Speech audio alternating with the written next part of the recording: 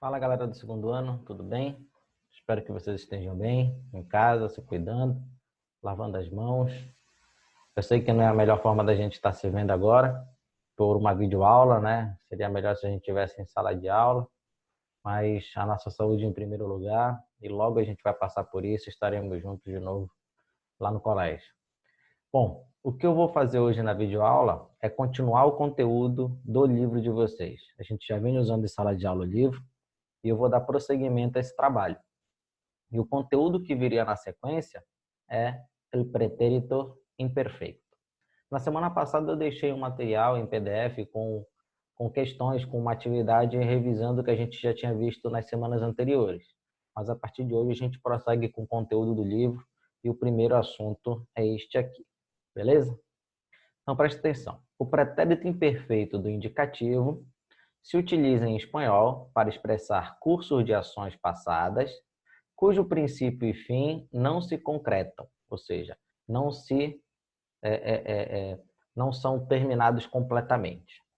Do mesmo modo, serve para recalcar a continuidade ou regularidade de uma ação no passado, ou seja, dá o sentido de que essa ação no passado permanece, ela se repete. Nesta aula, né, aprenderás a identificar as situações nas que se deve empregar no espanhol o pretérito imperfeito e as regras de conjugação dos verbos regulares e irregulares.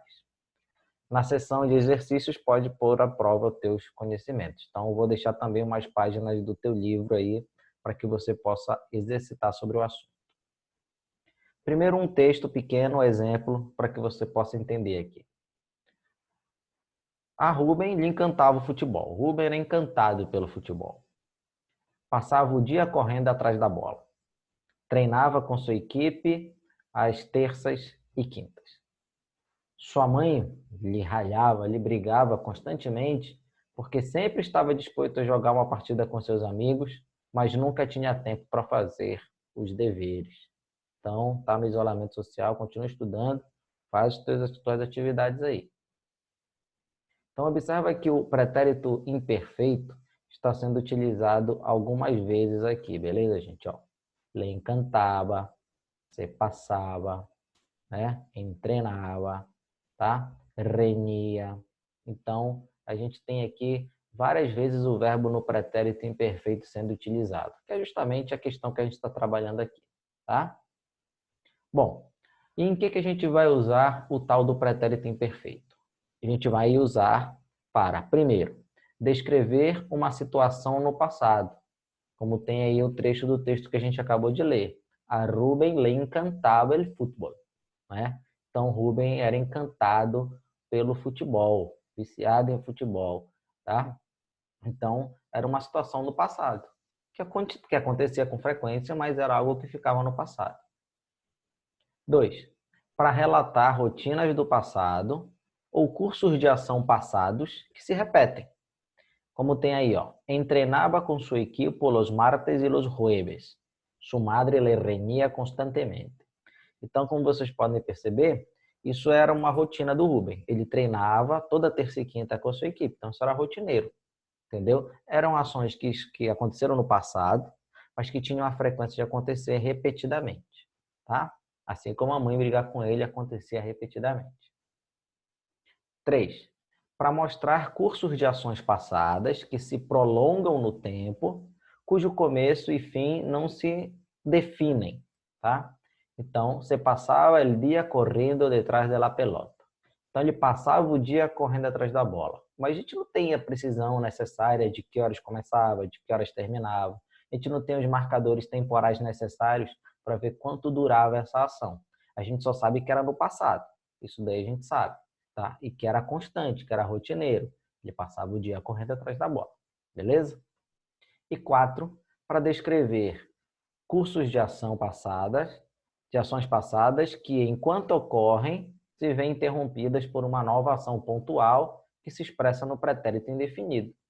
Tá aí, ó, mientras entrenava com sua equipe, selecionou o tobillo. Enquanto treinava com a sua equipe, enquanto existia essa ação passada, aconteceu uma outra, que interrompeu o curso dessa que acontecia frequentemente, que é se lesionou o tobilho, ou seja, machucou o tornozelo, tá? Então, a gente tinha uma ação passada que acontecia frequentemente, que era treinar com a sua equipe, isso foi interrompida por outra ação passada, que está no nosso pretérito perfeito, que em espanhol é o pretérito indefinido. Aqui a gente tem, portanto, as conjugações dos verbos no pretérito imperfeito, né? Dos verbos regulares, tá? Então, presta atenção principalmente para as terminações aí. Então, quando a gente tem um verbo regular, é possível perceber, ó, que o radical do verbo, que em espanhol é chamado de raiz, que do verbo hablar é até a letra L, permanece intacto durante a conjugação verbal inteira, ok? E a esse radical, a gente adiciona a terminação do verbo regular, tá? Aba, abas, aba, abamos, abais e aba. Então, yo hablaba, tú hablabas, él hablaba, nosotros hablábamos, vosotros hablabais, ellos hablaban. Então, eu falava, tu falavas, ele falava, nós falávamos, vós falavais, eles falavam, tá? Então, tu tens aí o verbo no pretérito imperfeito, ok? Bom, verbo de primeira conjugação, terminação AR. Verbo de terminação AR já é de segunda conjugação, tá? Mas aí os verbos de terminação ER e R, segunda e terceira conjugações, vão possuir as mesmas terminações, tá? Aprendia, aprendias, aprendia. Aprendíamos, aprendíais, aprendia. Observe que as terminações são as mesmas do verbo vivir. Eu vivia, tu vivias, ele vivia, nosotros vivíamos, vosotros vivíais, eles viviam. Então, para os verbos regulares de primeira conjugação, as terminações são essas. E para os verbos regulares de segunda e terceira conjugações, as terminações são as mesmas. Beleza? Aqui a gente tem 3 verbos que são muito frequentes, já são irregulares. Já que são irregulares, eles não terão necessariamente uma regra que vai definir como é que eles serão conjugados. É só você perceber que o radical não permanece o mesmo durante a conjugação e também as terminações podem sofrer mudanças. Se uma das duas partes ou as duas sofrem mudanças, você já tem um verbo irregular. Então, a gente tem o verbo ir, yo iba, tú ibas, él, ella ou usted iba, nosotros ou nosotras íbamos, vosotras ou vosotras ibais, ellos, ellas ou ustedes iban. Eu ia, tu ias, ele ia, nós íamos, vós ias, eles iam. Tá? Que são os verbos, que é o verbo ir no pretérito imperfeito. Perceba que é bem parecido o pretérito imperfeito em espanhol com o pretérito imperfeito do português, tanto em relação às conjugações quanto em relação ao seu uso. Verbo ser, que é justamente muito parecido com o nosso também, né? Yo era, tú eras, él era, nosotros éramos, vosotros erais, ellos eram. Eu era, tu eras, ele era, nós éramos, vós erais, eles eram, tá? E o verbo ver. Isso aqui já é um pouquinho diferente em relação ao português, tá? Mas também é um verbo regular que acaba sendo muito utilizado no espanhol e você tem a conjugação dele aqui também, beleza? Mas o interessante é o seguinte, para verbo regular existe um padrão, regularidade. A raiz do verbo, o radical, não se modifica, e as terminações são as mesmas de acordo com a conjugação.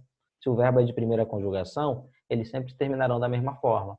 Se o verbo é de segunda ou de terceira conjugação, eles também sempre terminarão da mesma forma. Já os verbos irregulares não possuem essa característica. Eles têm diferenças que podem acontecer ou no radical do verbo, ou na terminação, ou nas duas partes, como, por exemplo, é o caso do verbo ser. Beleza?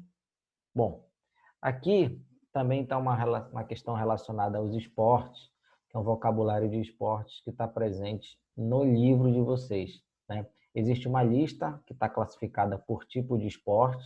Eu não coloquei assim aqui, eu peguei algumas modalidades que são frequentes, né? Enfim, várias modalidades aqui, na verdade, para a gente entender. Ajedrez, que é o xadrez, alpinismo, que é o alpinismo, artes marciales, que são as artes marciais, atletismo, que é o atletismo, automobilismo, que é o automobilismo, as corridas de carro, baloncesto, que é o basquete, também pode ser basquete, né? Enfim, aí depende da região, mas aí baloncesto é uma tradução literal para o espanhol do que é o basquetebol, né? Que é a bola na cesta.